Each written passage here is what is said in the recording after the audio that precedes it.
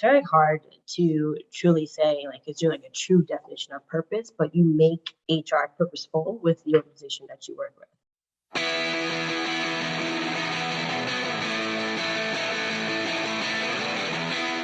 Hello there. This is John Bernatovich, your host of the HR Like a Boss podcast. Thank you for listening. Please like, comment, subscribe, and share with a friend. I've embarked on a journey to get to know amazingly awesome HR and business professionals, and I'm trying to understand what it takes to do HR like a boss. On today's episode, I'm delighted to be joined by Rachelle Hilaire. I was actually introduced to Rachelle by a friend of the podcast.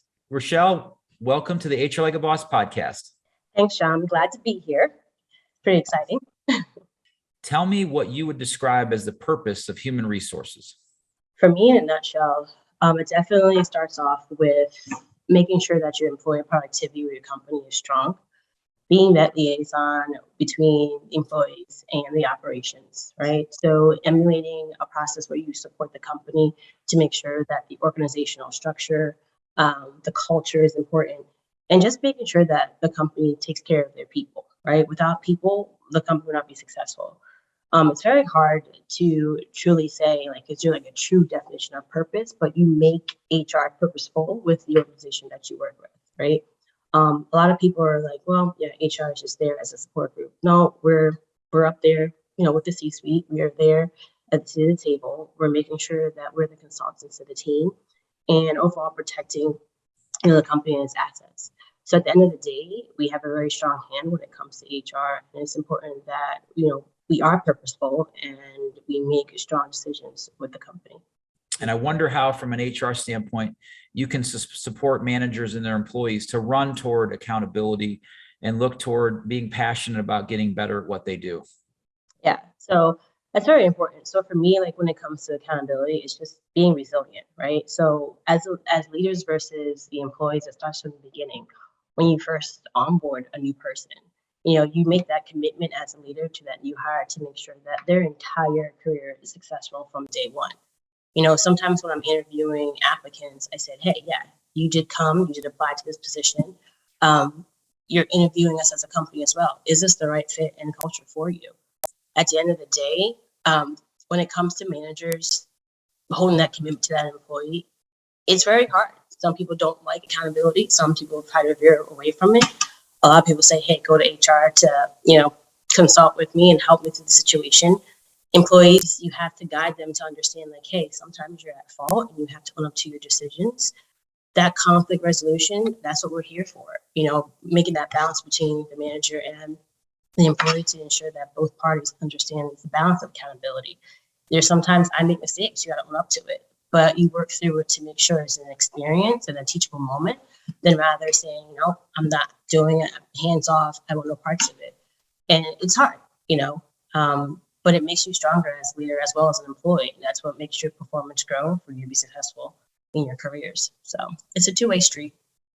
How do you think the human resource profession and those that are listening can break down those barriers and really create that connection with their employees where they don't feel afraid when HR walks in the room?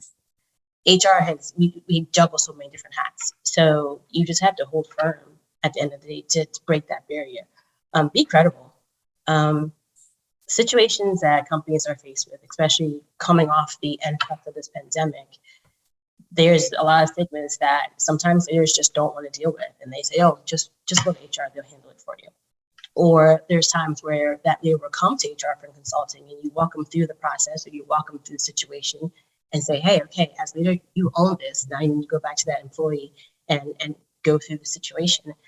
And most of the times you would hear feedback from the employee saying, hey, I was sitting down with my boss today and, I'm probably going to get a performance improvement plan. And they said that HR said I had to do it. Owners, it's very hard for them to own different decisions when it comes to it. So, when you hear that feedback, it's like, at the end of the day, I'm happy for that feedback, but, you're going through a transition in your career where we're here to help you. A lot of leaders just don't like that conflict, so they always throw it back on the HR side, right? So, and there's times where HR is viewed as the policy pushers. A lot of people don't like following policies. They may adapt to it, they may not like it, but we're there to make sure it's consistent and it's aligned throughout the entire company. So to break down those barriers, just be transparent. I cannot stand when we're in a meeting and it's fluff or we're beating around the bush. It's just like, say what you need to say and get it off, rip that Band-Aid, because at the end of the day, it's the only way that it's going to work. So for me, anytime when it comes to a new company or new position and I walk in and everyone's like running away or shutting off, like, oh God, here comes HR. I just ask why. Like, why do you feel that way? And it kind of like eases their mind. It's like, oh, this person is really supportive. They really want to know why I feel this way or why is there a chip on my shoulder. So you just gotta be honest, but and break down that barrier. How would you describe someone that does HR like a boss? Definitely, you gotta feel your credibility, right? Be who you are as a person. Be very true to who you are as a person. That's very important. Display the behaviors that you want to model and engage into your team. It's very hard. You sit there and you're walking through a room and you're seeing different things happening and you don't see it, you don't say it, you don't attack it. And I'm not saying attacking it in a bad way, but don't walk by the situation and not address it. Have fun. Sometimes we get really busy and really tunnel vision in our day-to-day responsibilities, and you forget to have fun. It's so simple, but people forget it. And lastly, just make sure that you take care of your people. Make sure that when you are developing your team, being that great leader, when you leave that legacy, that what you left behind is still operating in a great manner, that people are still talking about you in the room, and just, being confident in yourself.